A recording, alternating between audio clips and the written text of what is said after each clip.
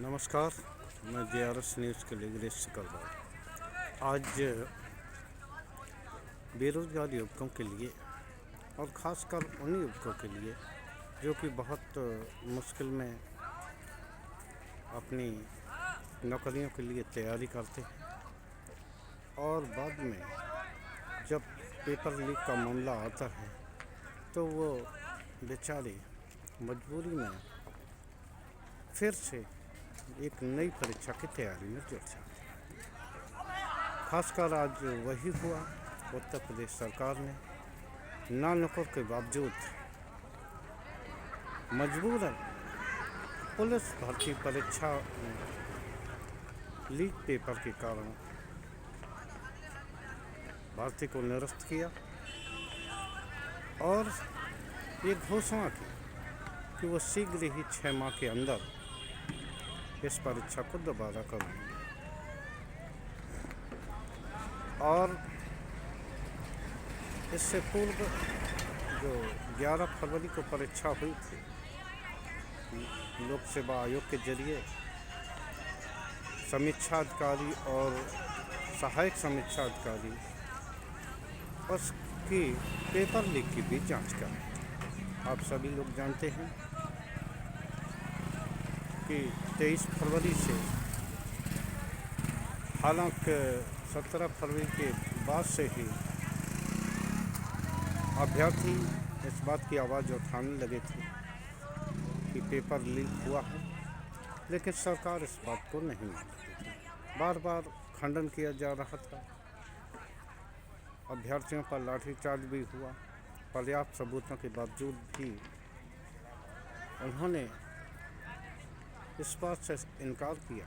सरकार भी इस बात से इनकार करती रही कि न पेपर लीक हुआ है और न ऐसी ठोस व्यवस्था उन्होंने की है जिससे कि इस तरह की कोई संभावना बनती है। लेकिन सांच को आँच कहाँ,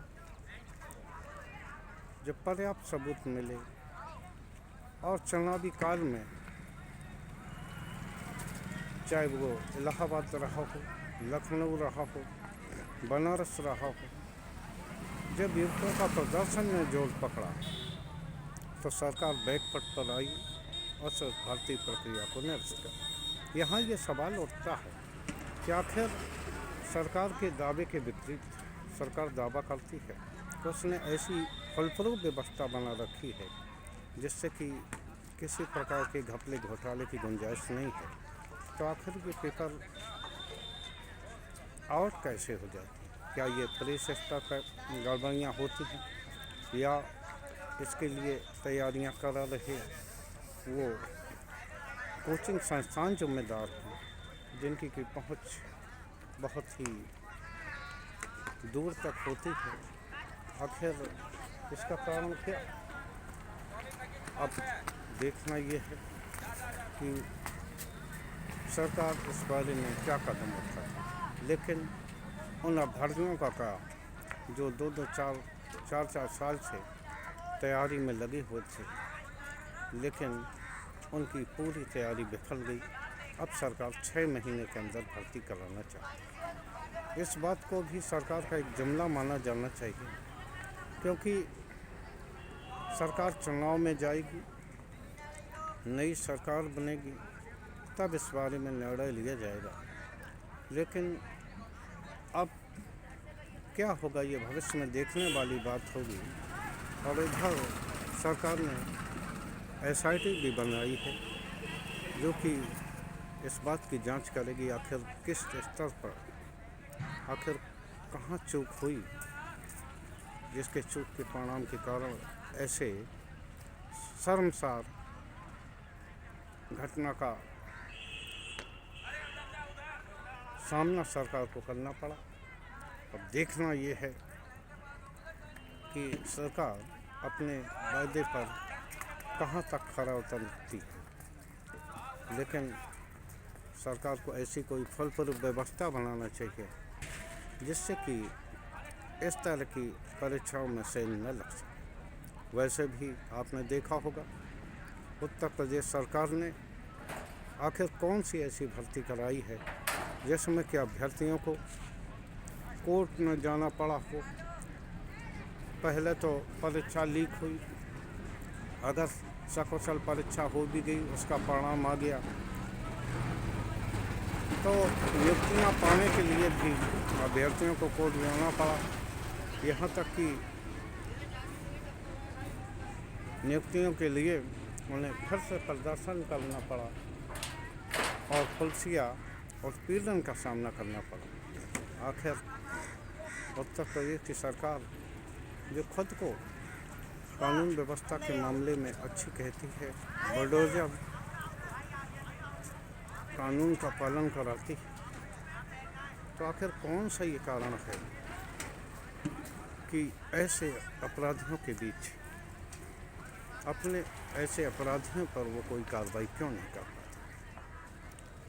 मुरादाबाद में कल राहुल गांधी ने भी बेरोजगारी की इस पीड़ा का जिक्र अपने उसमें किया। निश्चित तौर पर ये वास्तव में पीड़ाकारी ही है। आखिर कितनी मुश्किलों में बेरोजगार रुपयों की जुगाड़ करके परीक्षा देने जाते हैं, लेकिन जब उनको ये पता लगता है कितनी तैयारियों के बावजूद जो उन्होंने अपने उस पर्चे को अच्छी तरह किया है, तो आखिर वो क्या करें।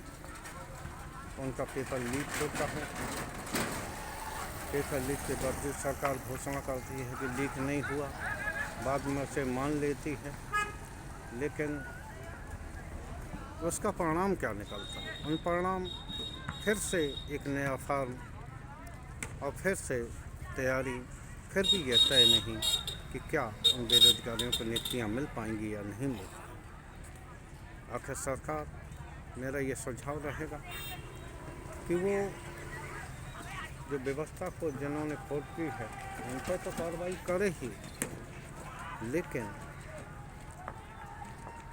आखिर बेरोजगारों को धन आदि का नुकसान न हो, इसके लिए उसी फीस पर उनकी परीक्षा फॉर्म को मान लिया जाए।